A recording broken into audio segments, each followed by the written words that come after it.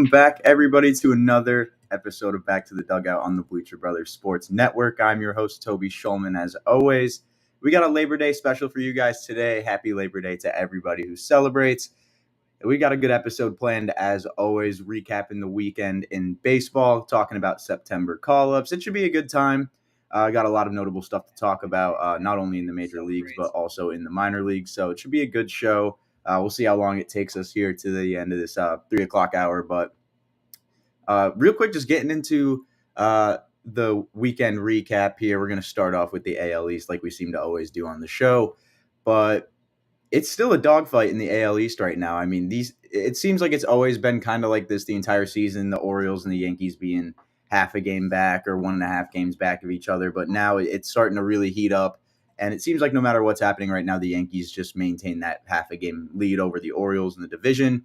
That's something that could flip like just the drop of a hat. I mean, it could go either way here with this division. The Yankees are on a 2-game losing streak currently. They had a pretty bad weekend against the Cardinals, losing a close game 6-5 and taking a 14-7 loss yesterday, which just terrible to see if you are a Yankee fan. Those are winnable games. The Cardinals aren't really playing the best baseball right now, but they still managed to take 2 from the Yankees. So these are must-win games. The Yankees had a pretty easy stretch of games going on from, the end of the All-Star break to about now. And now the schedule starts to get a little bit tougher again.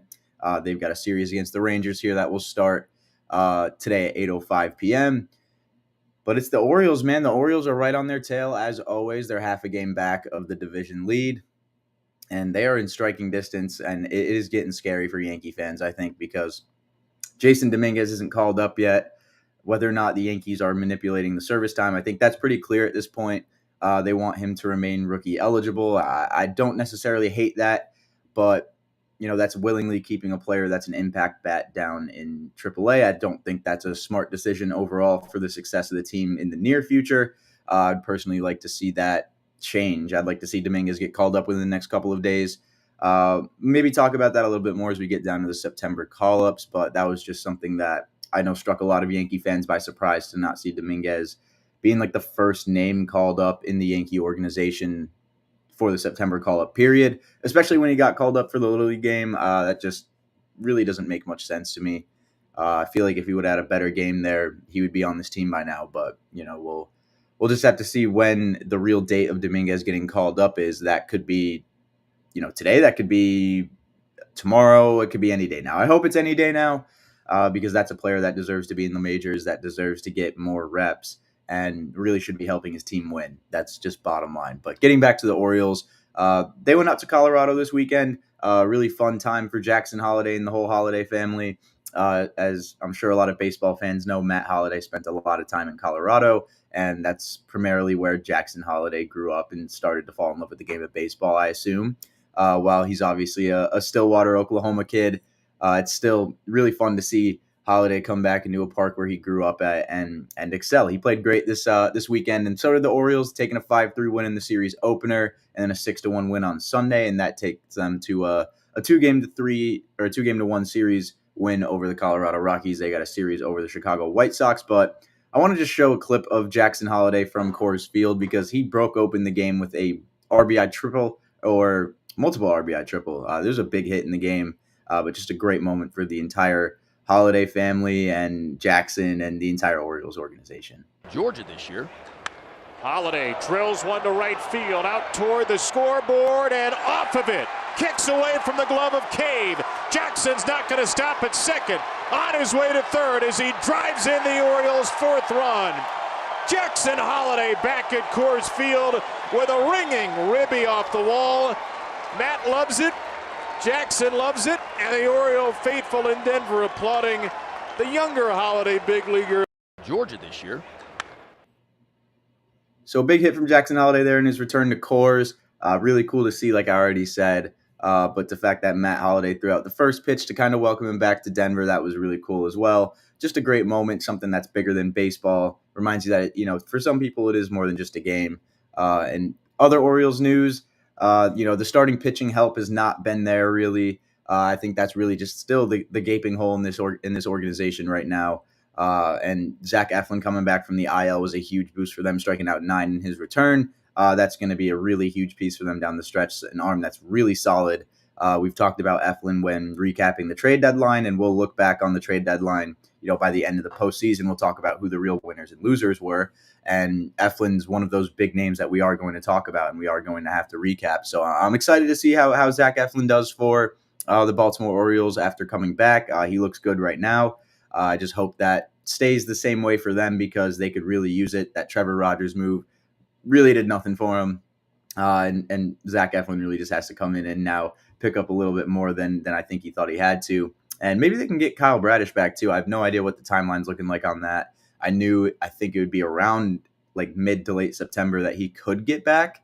If any Orioles fans watching the replay, let me know because I'd be interested to hear about that. But I know that a Kyle Bradish return has to be looming on us pretty soon if that's the case, or if he might just be out for the rest of the year. But I think it was like the 60-day IL I saw him on when I checked a couple weeks ago. But yeah, the Orioles, they're within striking distance. The offense looks good.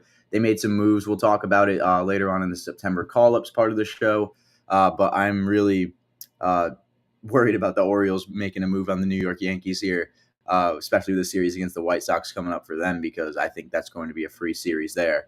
But moving down the line in the division, Boston, they continue to fall down in the AL East standings, which shouldn't be a surprise to anybody. But in the wild card, they are still very much alive with a 4.5 game kind of gap, I'd say, from where they are within the rest of the AL wildcard teams. They're 4.5 games back.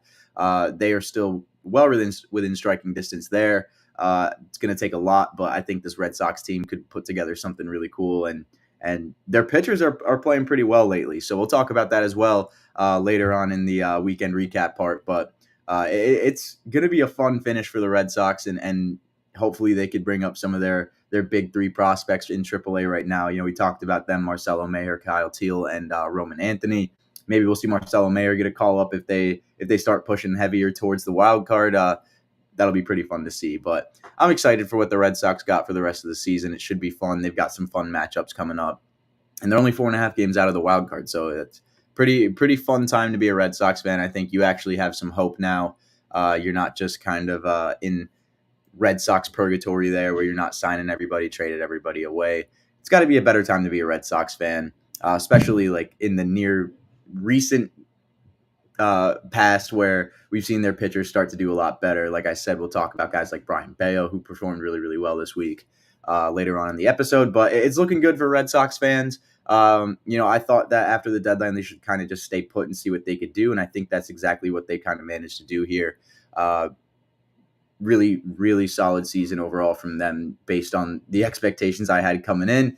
Moving on into this month and maybe the postseason if they make it. I mean, I've been overall very impressed with what I've seen from the Red Sox this season.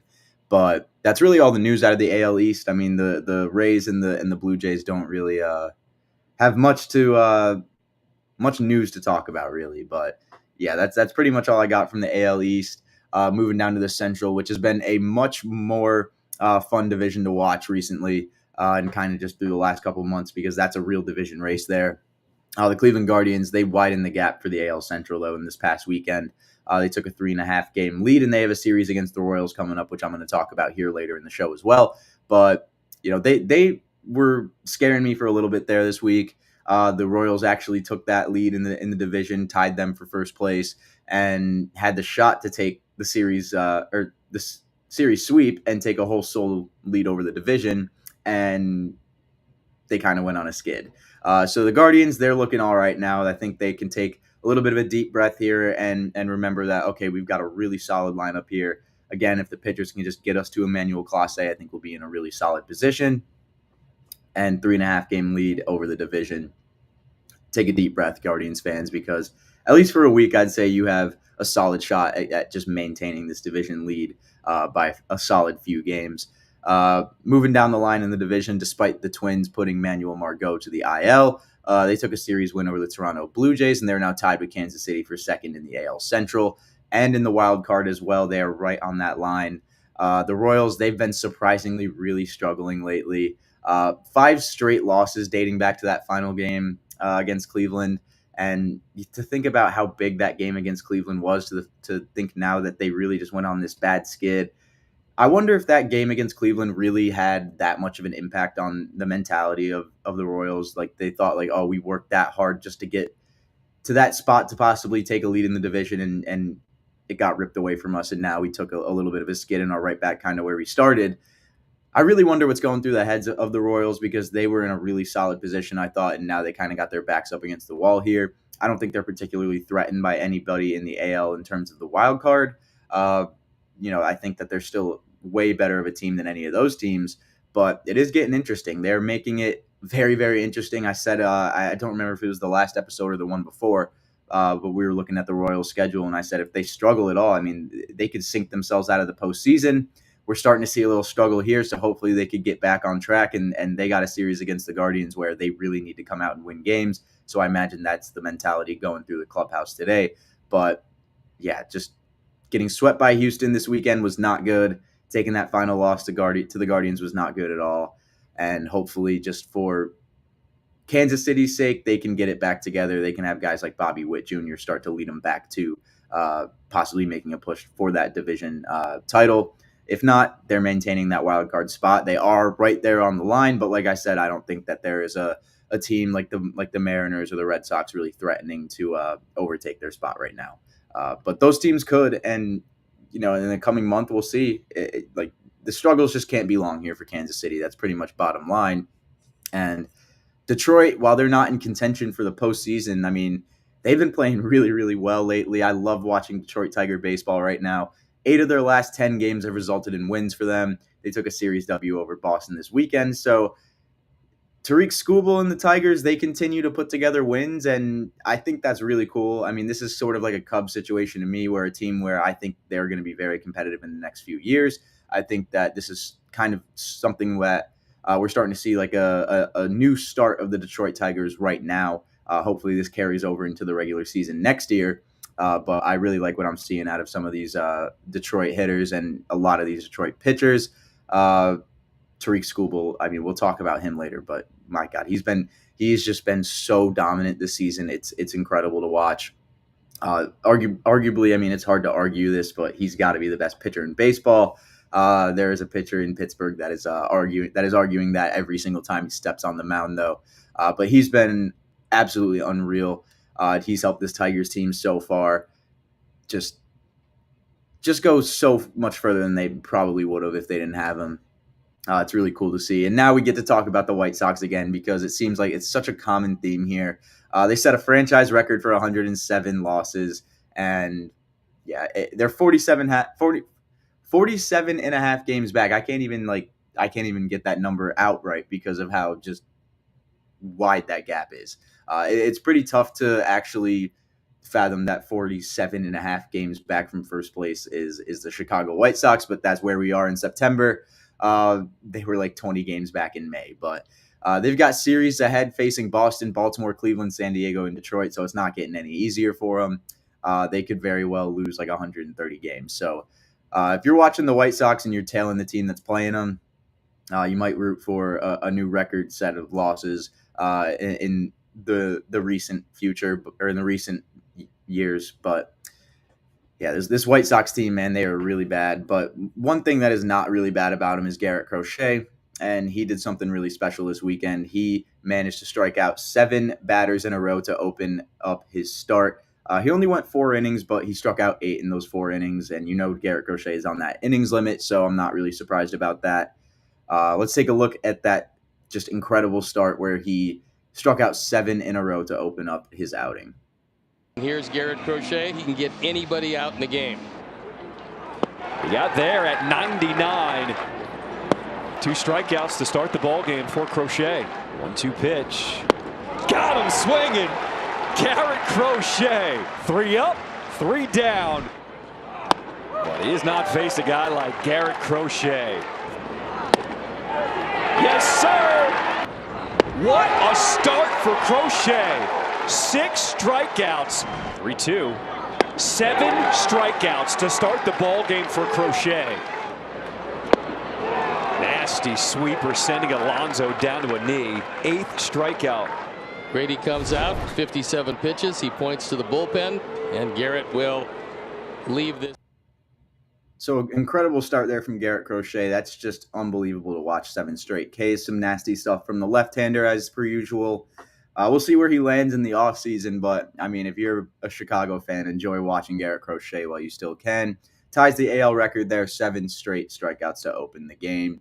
And that takes us to the AL West, which is not as exciting of a division race, but you know, that was more exciting in the earlier stages of the season. Houston's starting to run away with this one after a strong series against Kansas City, like I mentioned, sweeping them. They go up 6 games in the division, and the Mariners are now 5.5 games back of the wild card. So it's just been brutal for the Mariners, who took a just terrible series loss to the Angels. The fans might be starting to lose hope at this point because those are the games you got to win. And, you know, it is baseball, and you can lose games against any division opponent, and that's just going to happen. But at this stage in the season, those games become less forgivable to actually drop. So if you're the Mariners, I'm worried. I am very worried. 5.5 games back of the wild card is a lot to take from just anybody, and not to mention 2 AL Central teams who are really playing some decent baseball, you know, despite the Royals' recent struggles. They are obviously a very solid baseball team, but, you know, the Mariners really have to put something together here and have to do something to try and cut this deficit in the wild card, because they're not winning the division. That's for sure. You're not winning the division, but they could get in the wild card. They just have to hope the Royals keep skidding, and you know the Royals aren't going to do that. So the Mariners really got to start going on a big win streak here. It's got to happen this week, or it's got to happen next week, and it's got to just not stop. That's pretty much where they are at right now. Other news in the division: the Athletics had honestly a really solid week. You know, they're obviously nowhere near contention for the wild card or anything, or even the division. And they did lose a series, but a lot of their guys are hitting very, very well. They had a great series against the Reds, which I didn't really talk about too much on the show leading into the weekend. But their guys have just been absolutely mashing the ball this past week, and hopefully that can continue for them. But I'm starting to realize that a future in Vegas or Sacramento, wherever they end up, is going to be pretty bright with a lot of the hitters that they've got coming up through the system. A lot of the guys that have been developing in the big leagues this year. It's a lot of fun to watch. And, you know, if you're not somebody who's a big baseball fan, we're going to talk about some names on the A's where, you know, you're going to have to keep a tab on these guys pretty much. Buy in, buy low while their stock's low. And when these guys go higher and become superstars, you know, we'll come back to this, and hopefully we all bought in on a little bit of their stock. But the A's are doing you know, not great, but some of their players are having great years, which is fun to watch and fun to keep track of. The LA Angels, they called up a lot of guys, so we'll talk about that when we get to September call-ups. But notably, Christian Moore not among those names. He cooled off a bit in Rocket City AA, but still has a 294 average and some really solid offensive numbers. We'll see if he gets more time in AA if they send him to AAA. I don't know what their plan is with Christian Moore, but I would have thought he would have been up by now. I do still think he's going to get a call up eventually by the end of this season. We'll just see when that happens to be. If not, I can almost guarantee you he will be on the opening day roster to start off the season in 2025. But we'll talk about the guys that they called up because they had some pretty notable debuts. But that's all the news really from the American League side of things this weekend. Going on to the National League, where there is just, you know, considerably less news to kind of talk about in the divisions. The Phillies, they took 3 of 4 from ATL, and they now have a 7-game lead over the NL East. So, you know, this period of time is so crucial for these teams to start trying to make cuts at the division deficits, and that's just not happening really here at all. The Braves are now in a position really where they might not make the postseason. When I checked last night, they were right on that cutoff line for the wild card. And looking at it now, I mean, they really are. The Mets are 1 game back. So getting into the Mets, I mean, they're right behind them of the wild card. And while, you know, the division race isn't really a thing, they just took a series sweep over the Chicago White Sox and have a 4-game winning streak. So this Mets team's playing great baseball. You know, granted, not against like great competition at all, but they're still only 1 game back, and they play the Red Sox. So that's a very winnable series for them. This Braves team's got to go out and win games, man. They're way too good to be possibly losing their wild card spot to the New York Mets. But I, for one, would be really, really just shocked if I saw that, because man, this Braves team, while they have their struggles this season, they should not be losing to a Mets team. They should not be losing their wild card spot to a Mets team. That's just brutal. Moving down the line to Washington, they called a lot of guys up. We'll talk about that. Dylan Cruz continues to just look like he's going to be a superstar. He is only hitting like 240 or 260 in the majors right now. I mean, I forget one of those two numbers, but he's shown some promise. He hit a bomb off of Shota Imanaga. He pulled a nice, just straight missile into I think the opposing team's bullpen there, out in left field. But his hit tool just looks great. He gave the Yankees a pretty tough series, and I think he's going to be phenomenal for the rest of this season. Milwaukee, they took 3 of 4 over Cincinnati. And in terms of that division, what was once a really fun division to follow, like even a couple weeks ago, it's now almost a double-digit deficit for the Chicago Cubs there in second place, who sit 9 games back. So interesting notes out of the AL or NL Central there, with the Brewers just kind of running away with it now. I would have thought that, maybe the Reds or the Pirates or the Cardinals would have made things a little bit more interesting, but those teams kind of just fell off. My division prediction there did not go to plan at all.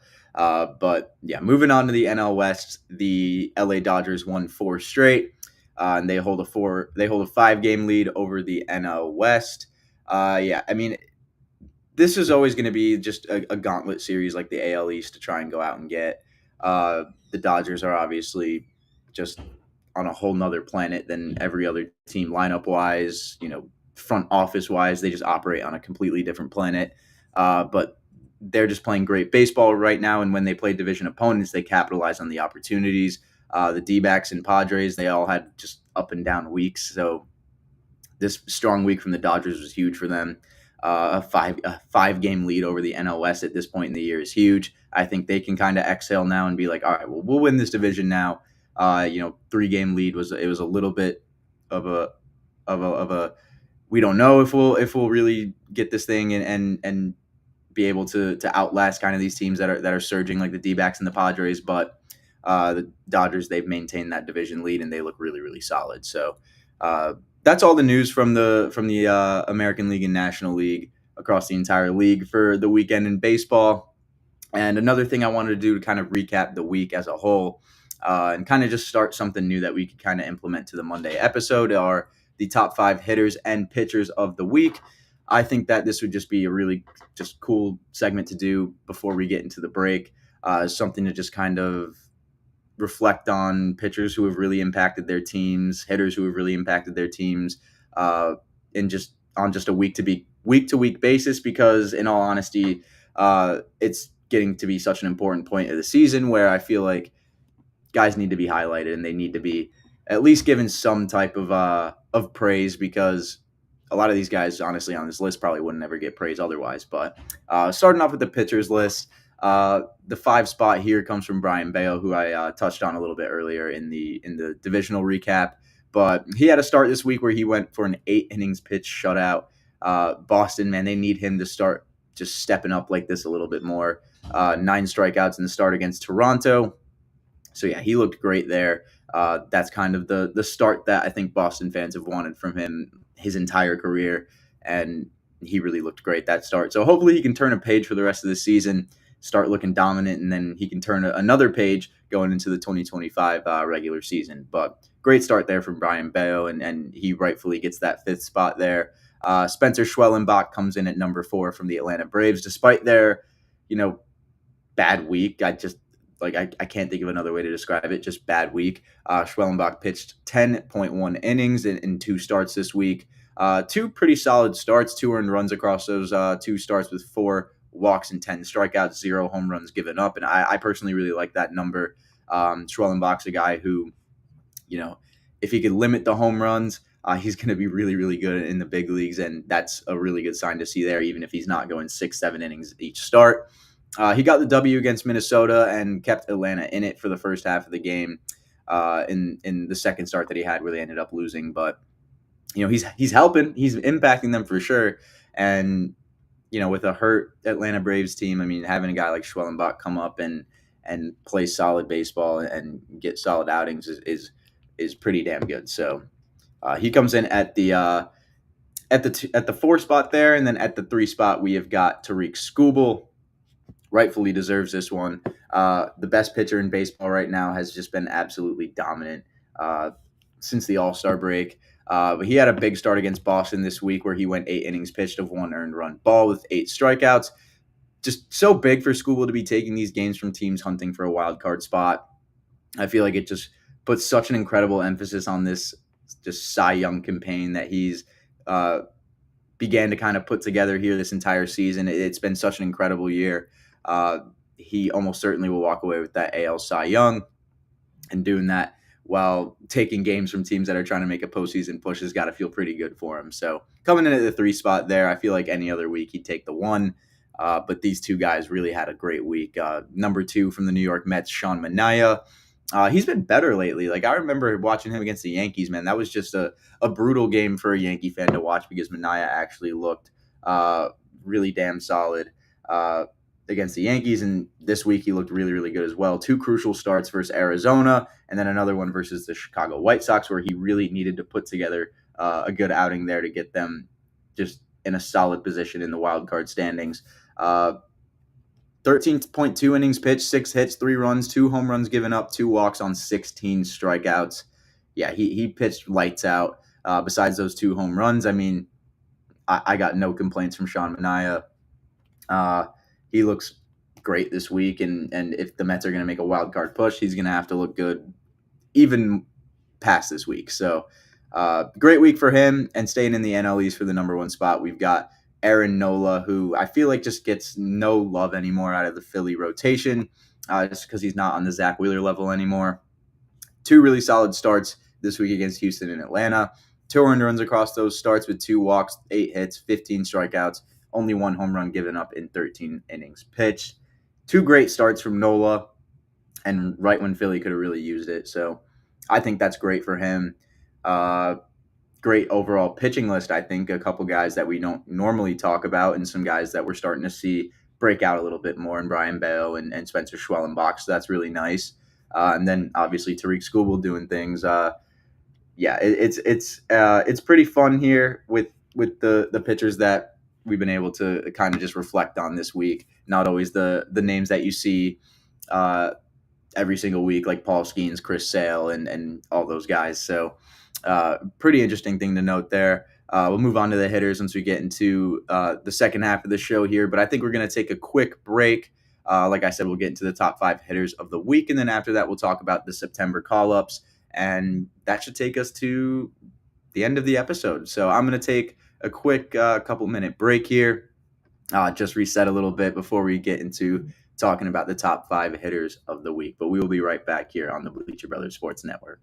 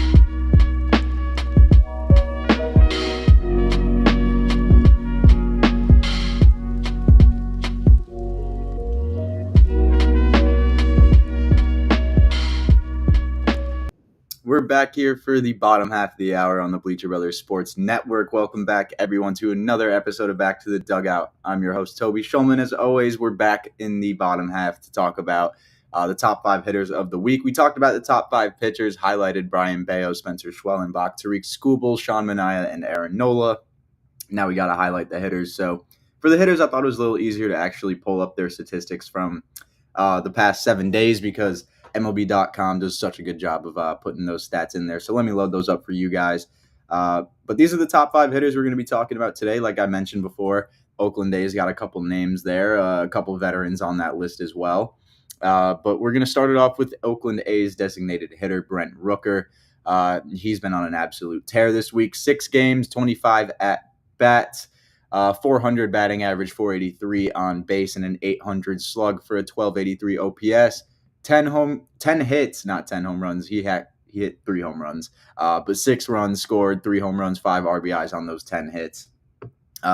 Extra base hits there, he only had a double, which, I mean, when you're hitting 3 home runs, it's not really as important. But, yeah, great week from Brent Rooker. I personally love seeing the success that he has on the A's. I thought he was going to get moved at the deadline. Didn't actually get moved. And I'm wondering when he actually becomes a free agent because, just thinking about the future of this team, I mean, 2028 free agent, like this A's team is going to be very, very good in the near future if they can, if all the pieces fall together for them. And for another reason that we'll talk about, as I'm sure you guys could see at the number 1 spot on that list. But Corbin Carroll is in the 4 spot there, and a lot of people are just raving about the way that he's kind of turned his season around, me included.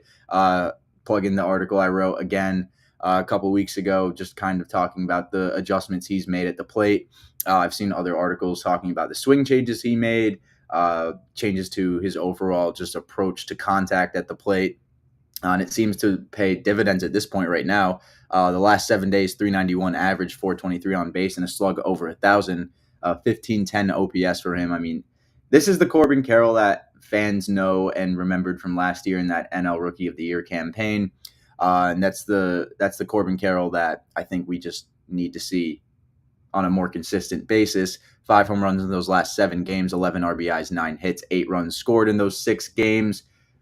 So he's just been everything Arizona could need him to be right now. And at not a better time it could have came, because Corbin Carroll, he's going to put this team on his back, hopefully, and take him through the postseason. I want to see this Diamondbacks team back in the World Series. I think they have a really good shot of winning it. And if they want a good shot of winning it, Carroll's going to have to be a guy that steps up. So really good week from him. Very impressed with what I saw from Corbin Carroll. Paul Goldschmidt coming in at the number 3 spot. And in a year where Paul Goldschmidt's been such an afterthought by a lot of people, seeing him have an insane, terrible week like this is really cool. 609 batting average, a 640 on base, and then a 957 slug for a 1597 OPS is just insane. 5 RBIs, a home run, 5 doubles is crazy on 14 hits as well. Only 1 run scored, but he was mainly doing the hitting that brought the runs in, as you could see. Over a 600 batting average in the last 7 days is just crazy. So great week from the veteran Paul Goldschmidt there. A for sure ticket to Cooperstown and just a really solid hitter that can remind you that even these veterans who are on their way out, they can still put together just insane weeks. So that's really cool to see. Another veteran who had just an incredible week was Yordan Alvarez. 6 games, 23 at-bats, 6 runs scored on 11 hits. No extra base hits besides the handful of home runs that he had and the 6 RBIs. He walked twice, struck out twice, and he actually stole a base. So that's pretty cool. But Yordan, he earned his 4th straight 30 home run season, so congratulations to him for that. That's an incredible feat there. One of the best power hitters that we have in baseball currently. One of the most feared power hitters for sure in the American League. But 4th straight season with 30 bombs is very impressive. So big congratulations to Yordan Alvarez, and a very solid week from the Astros left-handed power threat. Now moving into a new left-handed power threat out of the AL West, and it's a young just stud in Lawrence Butler. He had another 3 home run game this week, and in 6 games, he tallied 8 runs, 14 hits, 3 doubles, 6 home runs, 10 RBIs for a 500 batting average, 517 on base percentage, a 1250 slug for a 1767 OPS. Those numbers just aren't human. this guy is just like 9 extra base hits in a week is just not something that a lot of baseball players are able to do. And Lawrence Butler's swing and his size, his physicality, his strength is just so natural on the field. He's just a pure athlete. I mean, this is a guy that you are really going to have to keep your eyes on. One of the league's most exciting young talents right now. Just an absolute show to put on the TV and see Lawrence Butler hit the baseball. He hits the cover off of it, a 139 OPS plus this season, well above league average hitter in 103 games as a 23-year-old. This kid's a special talent, and I feel like a lot of people that are watching this probably saw this clip, but I have a clip of Lawrence Butler reacting to that third home run he hit, and it's pretty awesome. Just take a look at the energy that Lawrence Butler plays with. 3 blown saves this season for Alexis Diaz, including his last save opportunity. That ball is belted. Lawrence Butler does it again. Oh my God. All tied up in the Queen City, and that man is on a tear.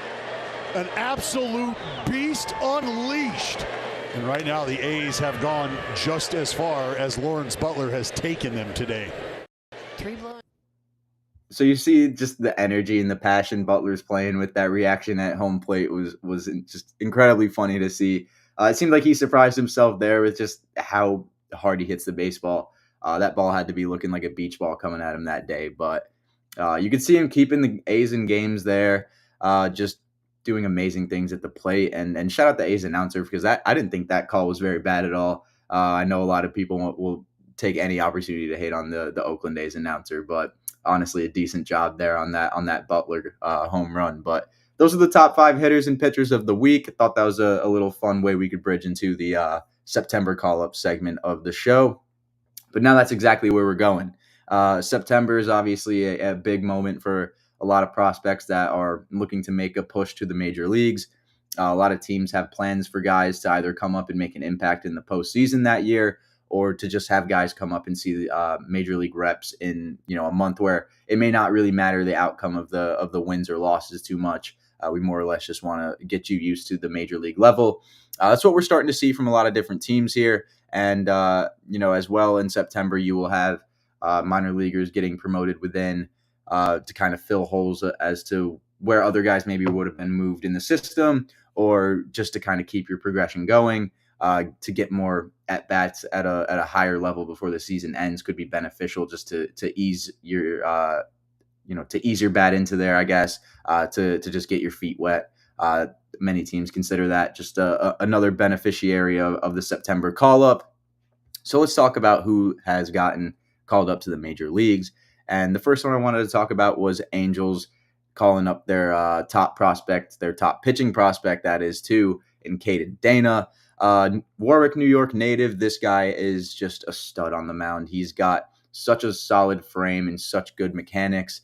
2.52 ERA in AA Rocket City. A 111 opponent batting average in the MLB after his debut. He just looked nasty. I mean, it's just like a lot of people talk about his mechanics. They're great. They're very repeatable, I think. It's just, he gives me like Jared Weaver vibes. I don't know if any other Angels fans feel the same way, but 1 home run given up in 6 innings pitched in the majors. Not bad at all. The 4 walks and strikeouts too. It's whatever. At 20 years old, I thought Dana made it a really, really good debut. He became the youngest pitcher to win a game for the Los Angeles Angels since 1973, and the youngest to win his MLB debut in franchise history. And I've got his debut in clip form here. And I'm going to pull it up for us to take a look at, because he was just really solid. And I want everybody to be able to at least see what this 20-year-old was able to do on the mound in Anaheim. What a moment it is for the Angels organization with their top prospect headed to the mound today. Caden Dana, really, really good mechanics too. It's very important for him just to relax out there on the mound and know how good his stuff can be. Here's Caden Dana, number 36, getting his first major league strikeout as he punches out. Yeah, so we might have had a little technical difficulties there. I don't know if the Lawrence Butler clip was playing. What a moment it is for the Angels organization with their top prospect headed to the mound today, Caden Dana. Really, really good mechanics, too. It's very important for him just to relax out there on the mound and know how good his stuff can be. Here's Caden Dana, number 36, getting his first major league strikeout as he punches out Cal Raleigh and works a 1-2-3 first. 95 on the gas. Gets it by a very good fastball hitter. Cal Raleigh, first major league punch out.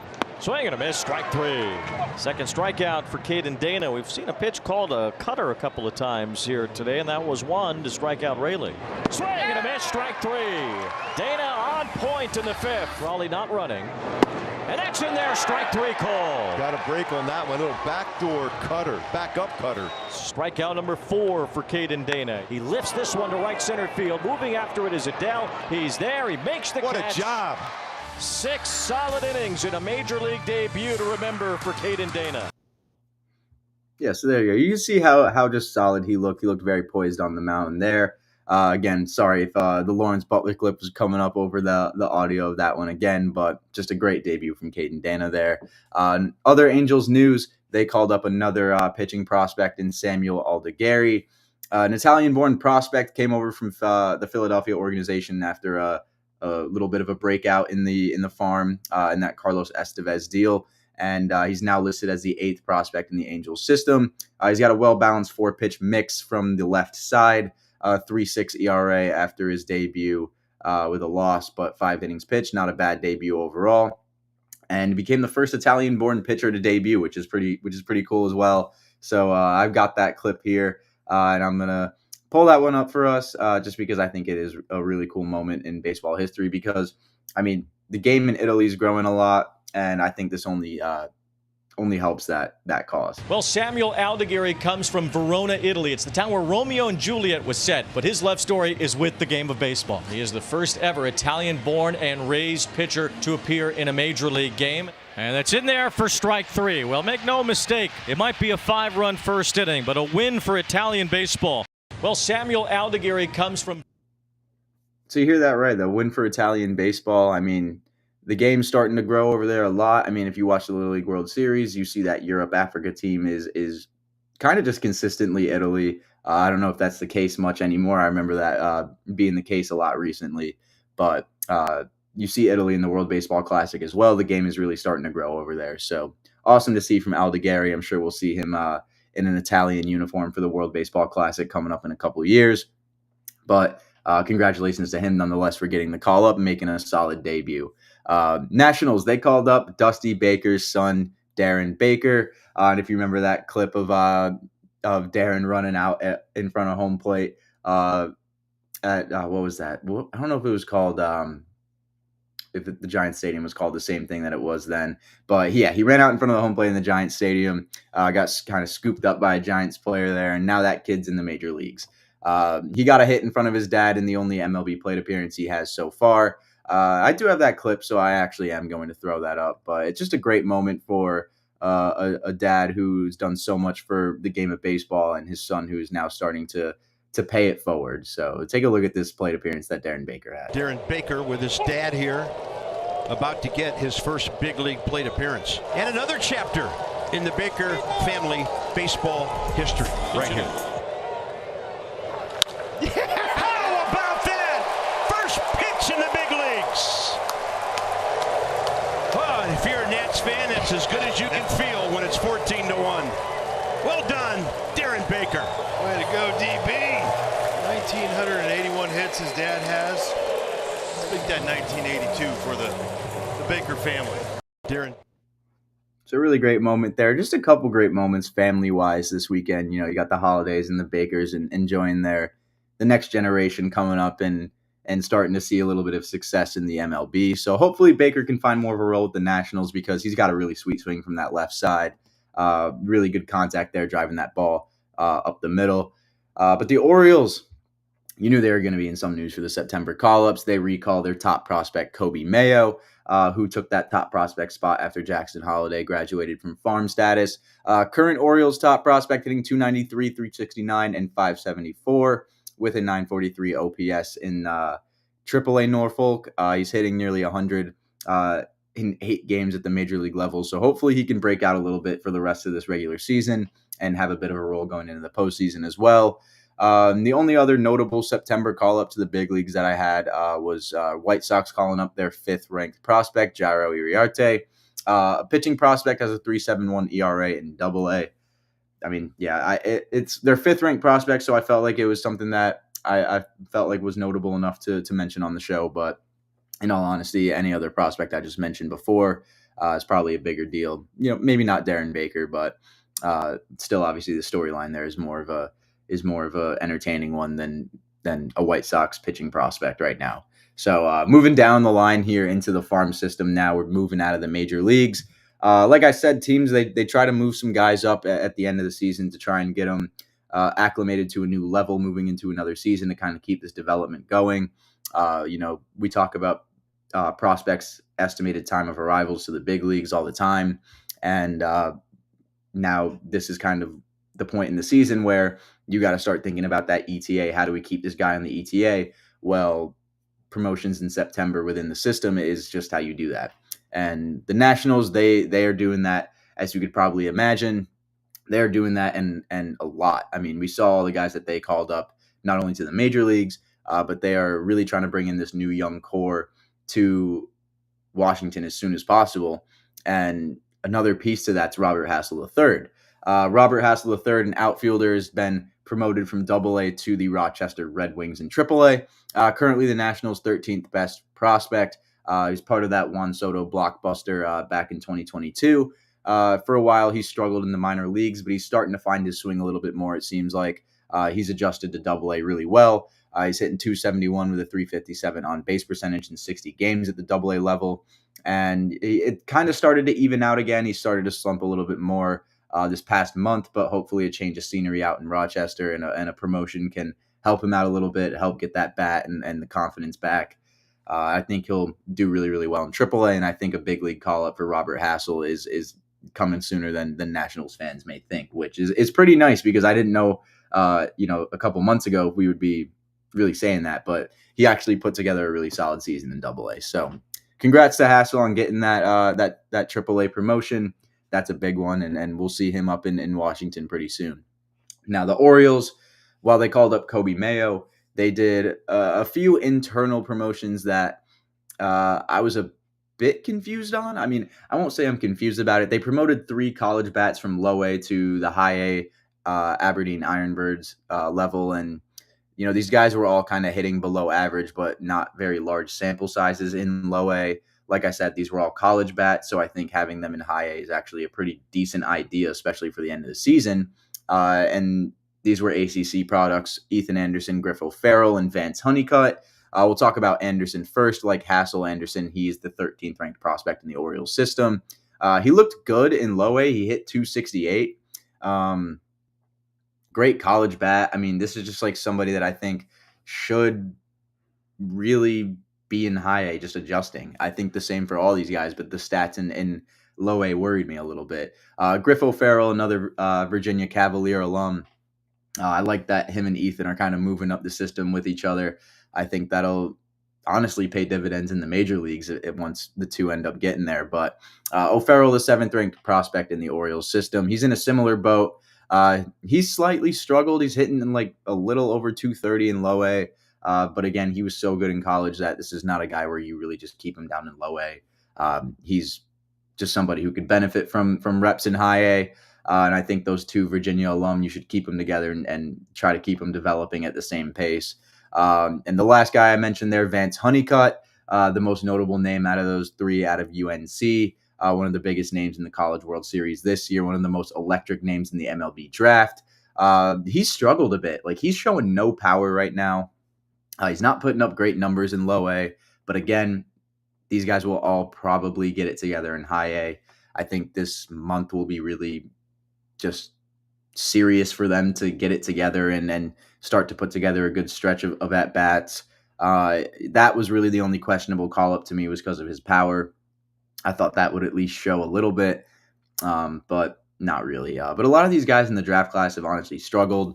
It's too quick out of the draft to really overreact about anything. So A couple other notable promotions. The Phillies promoted their top prospect, Aiden Miller, to the Reading Fighting Phils. That's the AA affiliate there.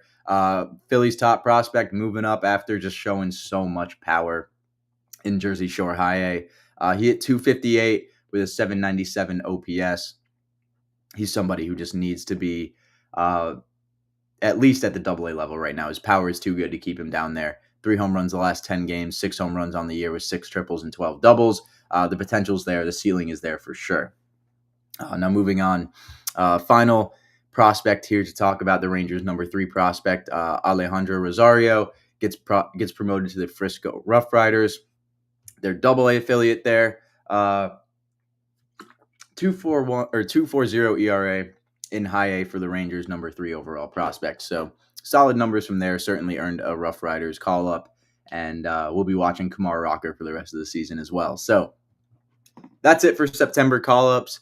And moving on, we've got only 2 more things that I got for the show today. Sorry, my voice is going, but we've got a series of the week and a matchup of the day to pick today to watch. And I really like today, like I kind of already alluded to earlier, the Red Sox and the Mets. This would be a really good series as a whole, but I like the matchup today, Luis Severino against Brian Bayo. Both teams fighting for wild card spots. Bayo coming off of a really strong start where he went 8 innings shutout ball. And then Sevy's looking to dial it back into that complete game form where he had, that really, really strong complete game a couple weeks ago. So that to me is the matchup of the day. And then series of the week. I feel like I'm just a broken record at this point. We're going back to the AL Central with the Guardians and the Royals.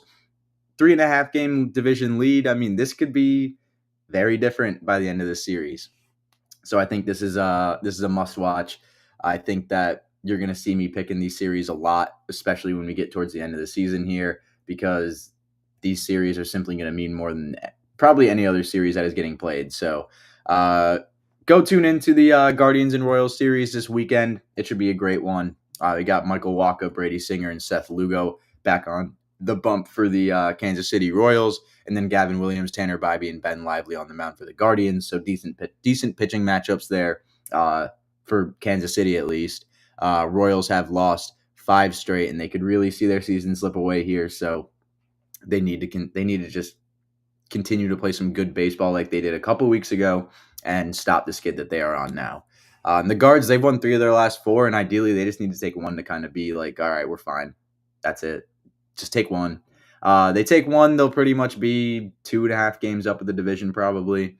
I don't personally see too much of a problem with the Guardians losing the series if they just take 1 game. So that's my series of the week. That's my matchup of the day, and tried to get some picks out, but just couldn't get the time earlier to get them in. Obviously, a lot of college football betting was being thrown around this weekend, so we didn't hit too much baseball, but got a few baseball articles out in terms of betting this week. I'll definitely have one tomorrow, and more, obviously, in the coming days and weeks, but gonna get obviously more betting content out for you guys, and not just props and straight bets, hopefully more stuff like maybe prize picks, fantasy stuff. We'll see. I'm trying to branch out a little bit more in regards to that, but that's really all I got for the show today. Not much other news flying around. I mean, we talked about September call-ups and just recapped the weekend. There's really nothing else to look at going into this week. As always, tight division races, wild cards is heating up even more. We're starting to see these prospects in the minor leagues and guys start to come up to the big leagues and make impacts. So it's a fun time in Major League Baseball here. I appreciate everybody watching the live, and if you're watching the replay, of course, I appreciate you as well. Thank you to everybody who tunes into all the shows on the Bleacher Brothers Sports Network, not only mine, but the La Stella Report, New Era Prep Nightly. All of us really appreciate all of the support. And without it, I mean, we would not be doing this. So we appreciate your support here on the Bleacher Brothers Sports Network more than you know. We got some big things coming, so I'm very, very excited for that. But as for me, that's really all I got today on this Monday show. We'll be back on Thursday to take you guys into the weekend. Hopefully no internet issues this time on Thursday, but we'll just take you guys into the weekend then, and we'll talk some baseball when the time comes. So watch that Royals series. Like I keep saying, I feel like I've said that 3 weeks in a row now, but watch the Royals Guard series. Tune into that Red Sox Mets game tonight. Watch these prospects continue to debut and watch these guys in the minor leagues continue to grow. It's a great time to be a baseball fan. So just watch some baseball, watch some college football, enjoy your Labor Day, and I will see you guys back here on Back to the Dugout on Thursday.